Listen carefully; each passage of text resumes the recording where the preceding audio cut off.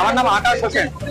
আমার বাড়ি দক্ষিণ দিনাজপুর জেলার বংশারী ব্লকের অন্তর্গত পুষ্কারী নামক গ্রামে। এখানে যে মহারোজগার মেলার আয়োজন করা হয়েছিল উত্তর এবং দক্ষিণ দিনাজপুর থেকে যুব কংগ্রেসের উদ্যোগে, যে উদ্যোগটি নেওয়া হয়েছিল যে বেকারদের চাকরির সুযোগ করে দেওয়ার জন্য, সেই সূত্রে এখানে আসা।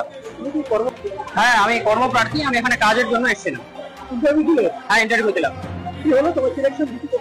সিলেকশন প্রক্রিয়া কালকে সকাল 10টার মধ্যে জানানো হবে হোয়াটসঅ্যাপ গ্রুপের মাধ্যমে।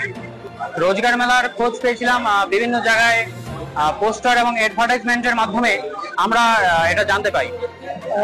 দেখুন, এটা 8 পাস, মাধ্যমিক পাস, উচ্চ মাধ্যমিক পাস, গ্রাজুয়েশন পাস সবার জন্য।